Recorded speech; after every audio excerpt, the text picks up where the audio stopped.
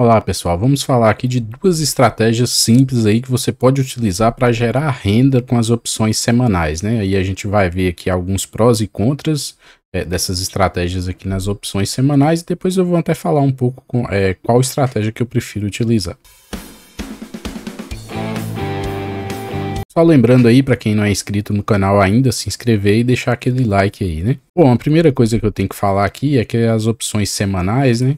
Ela não são todos os ativos que têm essas opções, né? Geralmente são alguns ativos ali que têm maior liquidez. Mas, e também, mesmo esses ativos, né, que têm mais liquidez, acaba não tendo tantas opções, né, ali, strikes diferentes com tanta liquidez igual no mensal. Mas, de certa forma, tem como operar isso aí, tá? É possível fazer a operação nas opções semanais. E principalmente as duas estratégias aqui que eu vou falar, que são estratégias bem mais simples, então acaba que você, desde que você não queira ficar fazendo rolagens, ficar fazendo algumas outras tipo que de manejo, né? Então até que dá para encarar de boa aí nas opções semanais. A primeira estratégia aqui, né, seria a tradicional venda de put coberta por capital, né? Ou seja, você vai vender put e você está correndo o risco de ter que comprar, né, a ação, porque a put é isso, ela é um seguro, e quem vende a opção está ficando obrigado a comprar aquele ativo, e quem comprou aquela opção está comprando o seguro, né? Então está querendo travar o preço ali para sair daquele ativo caso o ativo caia muito. Então eu peguei um exemplo aqui no Banco do Brasil, né? Supondo, tem muita gente falando que já caiu bastante, que está barato. Imagine que você está disposto a comprar Banco do Brasil no preço que ele está agora, ou até mesmo se ele cair um pouco, né? E aí eu peguei aqui no Opilab algumas cotações aqui para a gente dar como exemplo, né? Acabei pegando aqui já com o mercado fechado, mas é só para questões didáticas, então não vai interferir tanto. Então, hoje o ativo, né, fechou aqui em 21,98, né, no caso Banco do Brasil. E lá tem uma put, que é a BBAS, né, aqui essas quatro primeiras letras se referem ao ativo. Aí essa letra R aqui é o vencimento, tá? E nas semanais vai ter, no final aqui ainda vai ter esse W, né, W1, W2, o W3 não tem porque já é a mensal. E aí tem o W4, né, que é a quarta semana do mês.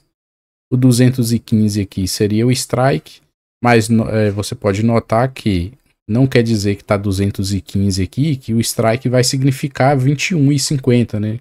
Sempre você vai ter que olhar lá nas ferramentas ou no próprio home broker realmente qual é o strike, né? E o que significa esse strike? Isso aqui é o preço, né, desse contrato, dessa opção. Imagine que você está vendendo essa opção aqui, você está ficando obrigado a comprar Banco do Brasil a 21,64. E a cotação dele fechou hoje a 21,98. Essa opção é semanal, então ela vence na próxima semana, 27/6, e o último negócio dessa opção foi de 21 centavos. As opções são negociadas em lotes de 100. Né, para as ações. No caso de ETF, igual BOVA11, SMAL11, aí você consegue negociar de 1 em 1, mas em ações são lotes padrões de 100, né? Então você teria que vender pelo menos 100, né? Receberia R$ 21 aqui, mas aí você tem que pensar também o capital que você precisa, né? Ter. Se você vender essas opções, como o strike que você vendeu aqui é o 21,64, significa que você precisa ter, né, lá pelo menos na renda fixa ali guardado, R$ 2.164. Para caso o ativo cair, é o preço que você se comprometeu a comprar, né? Então, imaginando, lá no dia do vencimento, pode acontecer três coisas com esse ativo, né? Hoje ele está a 21,98. Ele pode ficar parado, andando aqui nessa região de preço, não se movimentar. Ele pode subir muito, né, ou subir um pouco, e pode cair, né? E aí que vem as três aqui possíveis consequências, né, dessa venda de put. Por isso que a gente fala aqui da venda coberta por capital, para você ter esse dinheiro caso aconteça, né? Se o ativo cair, né, e ficar no dia do vencimento, ele estiver abaixo aqui do 21,64, você ficou obrigado a comprar ele a 21,64. Então você tem que ter esse dinheiro. Se ele ficar acima, né? Ou seja, se ele ficou no preço em que ele estava quando você vendeu, não se movimentou muito, ficou ali 21,70, 21,80, R$ 22, essa opção vira pó, que a gente fala, né? Ela não dá exercício, porque não é interessante para quem comprou essa opção exercer o direito dessa pessoa, porque o ativo está mais caro do que a opção que ele comprou. Então a pessoa, se for para vender o ativo, vai preferir vender a mercado do que exercer essa opção aqui que ela comprou, esse direito de venda, né? Então, ok. E se o ativo subir muito e ir lá para os 23, R$ 24, essa opção também vira pó, porque é melhor a pessoa vender a mercado do que exercer o direito dessa opção de put. Então vai virar pó também.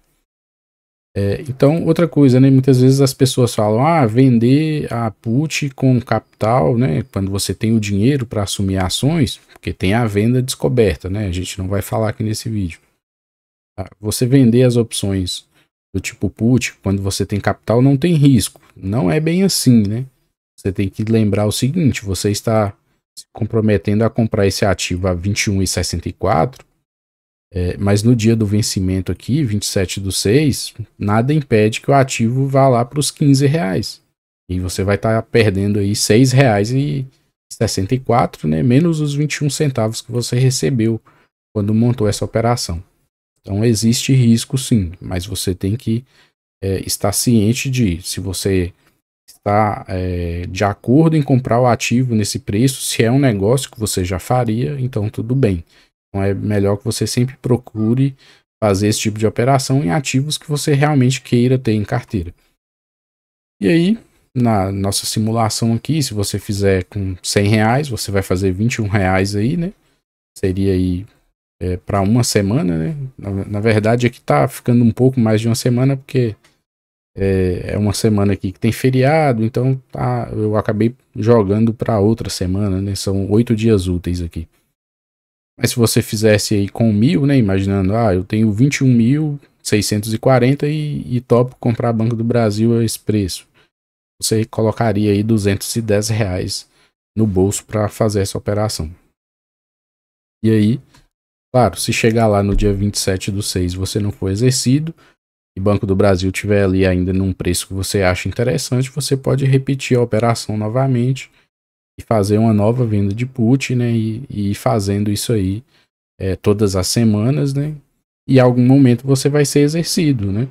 Aí, quando você for exercido, a gente pode passar para a próxima operação, caso você tenha interesse em já se desfazer desses papéis. E aí, qual seria a próxima operação? É a venda de call coberta pelo ativo.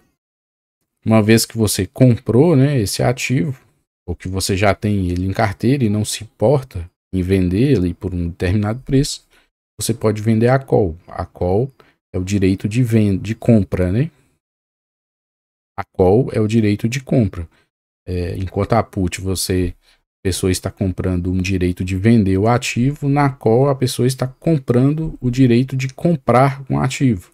E você que está vendendo a call, você está se comprometendo a entregar esse ativo a um determinado preço. Então, peguei aqui o exemplo com o Banco do Brasil também, né? Talvez para quem acabou de comprar Banco do Brasil não seria a operação mais interessante se a pessoa acredita que Banco do Brasil vai subir muito, né? Mas para quem talvez não tenha muito apego pelo ativo, poderia tranquilamente já fazer essa operação. E aí o que a gente pegou aqui? O mesmo ativo aqui, né? O mesmo fechamento, a mesma cotação. E aí peguei também uma opção no semanal. É a mesma coisa aqui, né? Começa com BBAS. O F aqui é do mês, né? Referente ao mês de junho, né? São as letras A, B, C, D, E, F, G, H, I, J, K, L, né? Até dezembro, né? De janeiro a dezembro. E depois vai do M, né? Vai da letra M até a letra X são as puts, né? Começa em janeiro, fevereiro, então cada letra vai corresponder a um mês. É a mesma coisa, né? O meio aqui é referente ao strike, mais uma vez não é um número exato, né? Até porque quando vai pagando, as ações vão pagando dividendos, esse valor também vai sendo tirado ali do strike, né? Muitas vezes aqui você olhar o 230, você poderia achar que seria o strike 23, mas não é. É o strike 2264. E não é à toa, né? Que eu acabei preferindo uma opção aqui, call, mais alto um pouco, né? Imaginando, eu acho que esse ativo está barato ainda, ele tende a subir mais um pouco. Então, preferi não vender uma call aqui que a gente fala na linha do dinheiro, né? E também, por coincidência, o último negócio nessa opção foi 21 centavos. Aí outra coisa, é sempre bom olhar essa questão desse preço, né? Quando o mercado está aberto, tá? Muitas vezes esse último negócio pode ter alguma distorção ali e não retratar a realidade daquele papel, né? Então é sempre bom olhar isso aqui quando o mercado está aberto para saber o que realmente está sendo negociado. E outra coisa também, opções você nunca deve fazer a compra ou a venda de opções com preço a mercado, porque muitas vezes tem spread muito grande entre o preço de compra e o preço de venda. É sempre bom você analisar ali se tiver se tiver uma abertura muito grande, né? Talvez tenha a melhor compra está a 20 centavos, a melhor venda a 25. Então você vai tentar operar aqui nesse meio, se você está querendo vender, tentar vender um pouco mais caro, e se você está querendo comprar, tentar comprar um pouco mais barato. Mas seguindo aqui o nosso racional, imaginando que você tenha, então, 1.000 ações, né, agora, de BBAS3, que você comprou a R$ 21,98, ou talvez comprou até mais barato aí, alguns dias atrás, né? E já topa, e para você estar tranquilo, se desfazer dessas ações, né, caso ela suba acima aqui de 22,64. Você pode vender essa opção aqui, né, de acordo com a quantidade que você tem de ativo. Se você tem só 100 ações, você venderia 100. Se você tem 1.000, pode vender as 1.000. Você pode vender menos também, né? Talvez você tenha 1.000 ações, mas quer vender só a metade agora. Você poderia vender só 500 opções. Então você estaria comprometendo só a metade de suas ações. Talvez você tenha 10.000 ações e toparia vender aqui agora só 1.000, né? Só para tentar gerar essa renda aqui que a gente está falando. E manteria suas outras 9.000 ações para uma possível valorização, recebimento de dividendos, né? Mas com essas 1.000 ações você já faria aqui, né, uma renda semanal, nesse caso, né, de R$210. Imagine você conseguir fazer essa operação aí pelo menos 4 vezes no mês, né? Isso não é garantia que você vai sempre conseguir fazer no mesmo ativo ali esse mesmo valor. Isso aqui é renda variável.